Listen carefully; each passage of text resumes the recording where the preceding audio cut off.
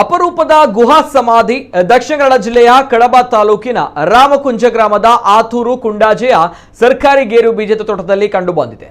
ಶಿರ್ವಾದ ಮುಲ್ಕಿ ಸುಂದರರಾಮ್ ಶೆಟ್ಟಿ ಕಾಲೇಜಿನ ಇತಿಹಾಸ ಮತ್ತು ಪುರಾತತ್ವ ಶಾಸ್ತ್ರ ವಿಭಾಗದ ಮುಖ್ಯಸ್ಥ ಪ್ರೊಫೆಸರ್ ಟಿ ಮುರುಗೇಶ್ ರವರು ಈ ಅಪರೂಪದ ಸಮಾಧಿ ಬಗ್ಗೆ ಮಾಹಿತಿ ನೀಡಿದ್ದಾರೆ.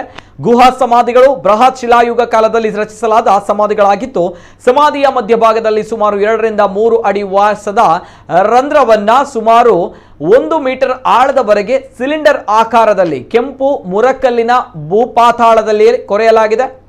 ಇದರ ಕೆಳಭಾಗದಲ್ಲಿ ಅರ್ಧ ಗೋಳಾಕೃತಿಯ ಗುಹೆಯನ್ನ ಅಗತ್ಯವಾದ ಆಳ ಮತ್ತು ಸುತ್ತಳತೆಯೊಂದಿಗೆ ಅಗೆದು ರಚಿಸಲಾಗಿದ್ದು, ಇದು ಬಹುತೇಕ ಬೌದ್ಧ ಧರ್ಮದ ಸ್ತೂಪಗಳ ರಚನೆಯನ್ನು ಹೋಲುತ್ತದೆ.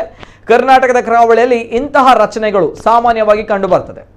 ಇನ್ನು ಕೇರಳದಲ್ಲಿ ಗುಹಾ ಸಮಾಧಿಯ ಪಾರ್ಶ್ವದಲ್ಲಿ ಒಂದು ಪ್ರವೇಶ ದ್ವಾರ ಇರುತ್ತದೆ. ಈ ಪ್ರವೇಶ ದ್ವಾರವನ್ನ ಆಯತಾಕಾರದಲ್ಲಿ ಬಾಗಿಲ ದಾರದಂತೆ ರಚಿಸಲಾಗುತ್ತದೆ. ಆದರೆ ಎರಡೂ ಕಡೆ ಸಮಾಧಿಯ ಮಧ್ಯಭಾಗದಲ್ಲಿ 2 ಅಥವಾ 3 ಅಡಿಯ ವ್ಯಾಸದ ರಂಧ್ರ ಸಾಮಾನ್ಯವಾಗಿ ಕಂಡುಬರುತ್ತದೆ. ಸಾಮಾನ್ಯವಾಗಿ ಬೃಹತ್ ಶಿಲಾಯುಗದ ಸಮಾಧಿಗಳ ಇರುವನ್ನ ಗುರುತಿಸಲು ಆ ಕಾಲದಲ್ಲಿ ಸಮಾಧಿಯ ಮೇಲೆ ಅಥವಾ ಸಮಾಧಿಯ ಸಮೀಪದಲ್ಲಿ ದೊಡ್ಡ ದೊಡ್ಡ ಕಲ್ಲಿನ ಕಂಬಗಳನ್ನು ನಿಲ್ಲಿಸ್ತಾ ಇದ್ರು. ಇಲ್ಲವೇ ಸಮಾಧಿಯ ಮೇಲ್ಭಾಗದಲ್ಲಿ ದೊಡ್ಡ ದೊಡ್ಡ ಕಾಡು ಕಲ್ಲುಗಳ ಶಿಲಾ ವರ್ತುಲವನ್ನ ರಚಿಸ್ತಾ ಇದ್ರು. ಕೆಲವು ಕಡೆ ಸಮಾಧಿಯ ಮೇಲೆ ಕಲ್ಲುಗಳ ರಾಶಿಯನ್ನ ಹೇರಿ ಕಲ್ಗುಪ್ಪೆಗಳನ್ನು ನಿರ್ಮಿಸಿ ಸಮಾಧಿಗಳ ಇರುವನ್ನ ನಿರ್ದೇಶಿಸಲಾಗಿದೆ. ಆದರೆ ಇಡೀ ದೇಶದಲ್ಲಿ ಇದೇ ಮೊದಲ ಬಾರಿಗೆ ಒಂದು ದೊಡ್ಡ ವೃತ್ತವನ್ನ ಕೆಂಪು ಮುರಕಲ್ಲಿನ ಮೇಲೆ ರಚಿಸಿ ಸಮಾಧಿಯ ಇರುವನ್ನ ಗುರುತಿಸಲಾಗಿರುವುದು ಕಡಬದ ಗುಹಾ ಸಮಾಧಿಯ ವಿಶೇಷತೆಯಾಗಿದೆ. ಕಡಬದ ಸಮಾಧಿ ಒಂದು ಅಪರೂಪದ ಹೊಸ ಮಾದರಿಯಾಗಿದೆ. ಗುಹೆಯ ಮಧ್ಯಭಾಗದಲ್ಲಿ ಅಗ್ನಿಕುಂಡವನ್ನ ಹೋಲುವ ಒಂದು ಗುಂಡಿ ಕಂಡು ಬಂದಿದ್ದು, ಇದು ಸಹ ಒಂದು ವಿಶೇಷ ಅಂಶವಾಗಿದೆ.